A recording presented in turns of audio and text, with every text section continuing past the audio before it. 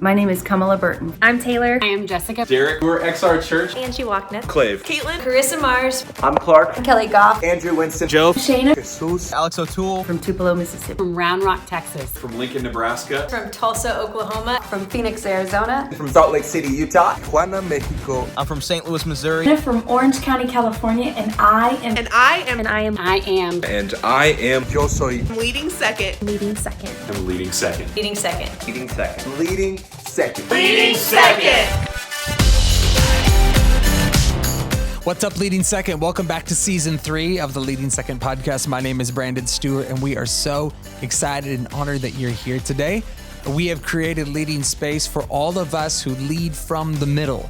So if you lead but you're not in charge, if you serve a vision bigger than you, then Leading Second is for you. So welcome home. Welcome to our tribe today. And last episode, we kicked off Season 3, and we're excited to release new episodes every Thursday morning for a lot of this year, just in a hope to fuel you as a leader. And today, I'm kicking off a new episode concept. I have some guests joining me today. And throughout this year, we're going to have some discussions to unpack what we've been talking about on the podcast. And my first guest that is joining me the entire year this year is my beautiful wife, Lindsay Stuart. Hello. Co-founder of Leading Second, CEO of Putting Up With All My Ministry Ideas. And I love that we get to do this together. Me too. I love that you're going to be on here. Thank you for saying yes. Thank you for asking me. I think you are always the one people end up talking about when you're on our interviews anyways. So I'm just going to keep you around for all of them now. That's like a really high bar to set before we get started. You always clear the bar, baby. You always clear the bar. And then I'm joined by my good friend, Pastor Josh Bingle, Hey. lead pastor of Genesis Church in Spokane, Washington. Spoke-tucky. And I'm going to make you be here all year. Because you know, when I first called you like a couple years ago, or even before we launched Leading Second, I kind of pitched this idea, like, let's have these panel discussions. Like, I have this vision for like my version of The View or something on Leading Second. What a weird vision to have. I know, I'm so sorry. Like, I just wanted to do this. Great. And so I'm making you do this now. Here for it. I'm so glad you're here. Yeah, you have a lot glad to to be offer. here. And we're going to make you talk out of the lead pastor perspective all year. Gotcha. Can do. So no pressure. Help us get it right. Yes. No, it's going to be good. And throughout the year, these guys are going to be here with me. We're going to have some other guests joining us throughout the year, popping in just to help us navigate some discussions. Great. Yeah. So this month we kicked off this conversation of leading in the tensions. And we talked about this idea that in leadership, in the middle, in the second chair, if you want to call it that, we are going to experience tensions. It's not an if, it's a when. That we lead on all sides. John Maxwell calls it the 360-degree leader. Yeah. So we lead on all sides. We lead up, we lead down, we lead laterally, which, by the way, we have an online course that talks about that if you want to check that out on leadingsecond.com. But if we lead all the way around, we're going to experience tensions all the way around. We're going to be open to not always a perfect leadership scenario. And I think some of the things we add up along the way is when we experience tension, something is wrong. We actually don't think that though, that there are tensions that come that are actually positive, productive tensions for us if we can navigate through them. I guess, Josh, maybe kick us off. Tension doesn't indicate a problem. Right. If you're experiencing some of these tensions, it doesn't necessarily indicate something is wrong. I mean, what do you think about that? Yeah, I think tension is natural. It's going to happen. There's tension in leadership because there's tension between people, and leadership is people. Otherwise, that's not leadership. You're just, I forget who said it, but a leader without any followers is just out for a walk. Right. And so there's going to be tension because there's people. And there's a big prevailing thought in our culture that, like, if something feels yucky, I try and avoid it. And in leadership, we're not trying to avoid tension. In fact, there's lots of times where I want to leave people in tension, to stretch them, to grow them. That's right. This might not be great leadership, but sometimes I create tension around people to see how they function before I let them take higher levels of leadership. So we're not trying to avoid tension. And tension doesn't mean something's wrong. It's not a bad thing. It's a natural part of leading. So stop trying to avoid it. Well, and I think we painted this picture in our opening episode that an instrument, a guitar Yeah. needs the right amount of tension in order to play music. Yes. Without tension, it's just a bunch of dull strings. Now, too much tension and it breaks. Right. So we're not Right. talking about a breaking, Yeah. but we are talking about maybe a pressing. Yeah. Or, the right amount of tension that actually allows God to play a song, through us. Lindsay, what do you think about this thought? I wrote this down the other day. It's not our leader's job to relieve the tensions that we're experiencing.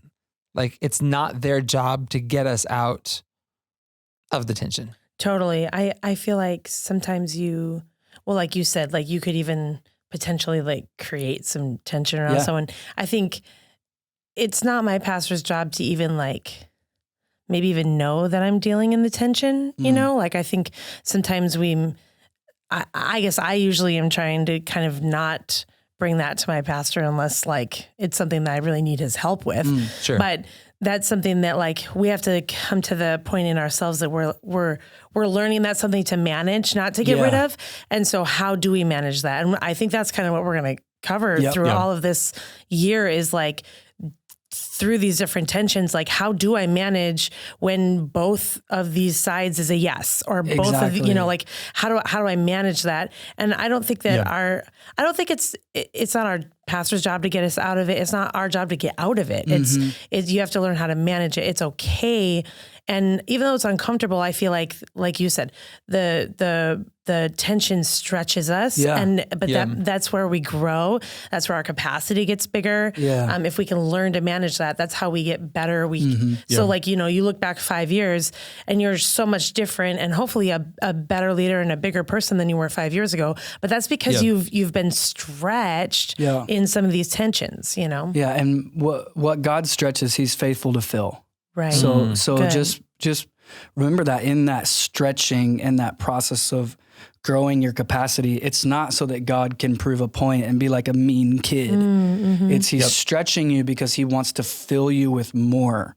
And it requires a greater capacity to carry the grace for the next season or the fresh filling of the anointing that God wants to put in your life. That's so really the tension good. is a good thing. I think it's important to understand what tension is not. So when we're talking about tension is not anxiety. Yes.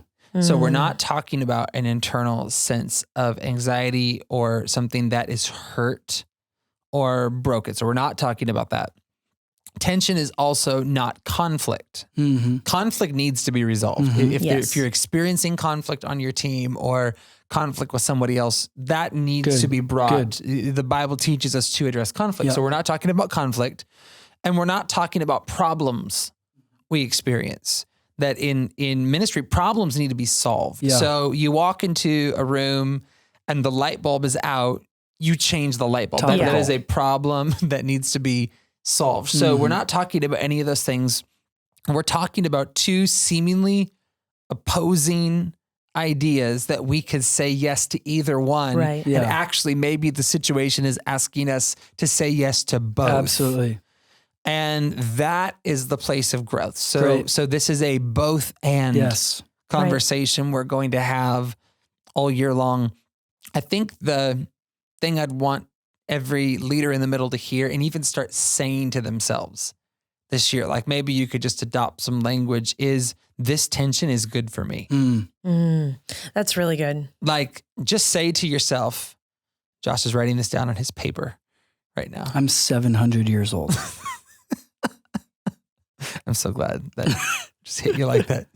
This tension is good for me. That's that tension produces spiritual fruit. How am I going to have the fruit of the Spirit if I don't have some tension that produces it? Like where does patience come from? Where does kindness come from? I mean, it comes from these very real places where we have to make our way through those. And I think we can remind ourselves, God has been faithful to me in past tensions, and he'll be faithful to me now in this tension, that I'm not alone in this, that God is with me, God is for us. In fact, I just really hope everybody listening hears that throughout this year, the God factor in all this, that God is with us in the tension. In fact, to me, the word says in Hebrews chapter 4, that we do not have a high priest who is unable to sympathize with our weaknesses. We have one who has been tempted in every way, just as we are, yet he did not sin. I mean, he knows, Jesus knows all of these tensions, all of these things going on. He is well aware because he's been there. He's been right in our shoes. And I think we can take confidence in that. Great.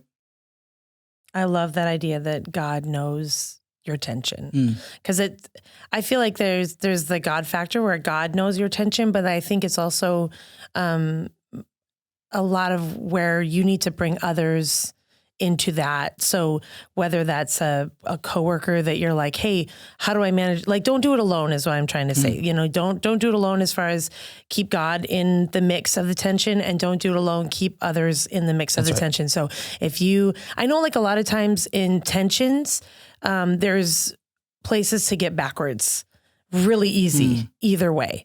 And so I think having someone around you that is really strong, that has your pastor's vision, maybe they're on your team, maybe they're on a different team, you know, a different church, but they have your pastor's, they understand where your church is going so that they can say, you're kind of thinking wrong about this. Let me help you with the tension.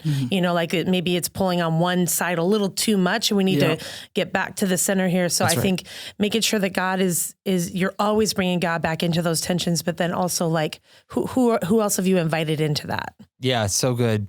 So good. I want to give everybody a roadmap for where we're headed this year. Every month is going to kick off on the first Thursday of the month with a solo episode where I'm going to bring a new thought on a new tension that we experience leading from the middle.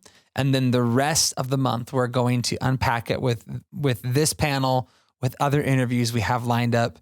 So you're going to want to hit the subscribe button. You're going to want to make plans to make this a part of your world, and don't just listen alone. I mean, maybe, you know, listen to it in the gym or driving somewhere, but schedule some time with your team.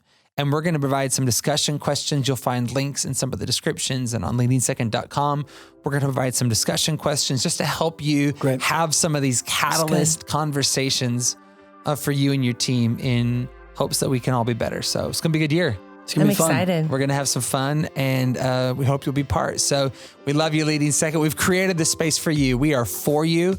We are in your corner. We're walking this with you every single day. So if we can help in any way, reach out to us through Instagram or for leadingsecond.com. We'd love to pray for you and help you in any way we can. Until next time, Leading Second, let's run strong for the kingdom and lead in an uncommon way together.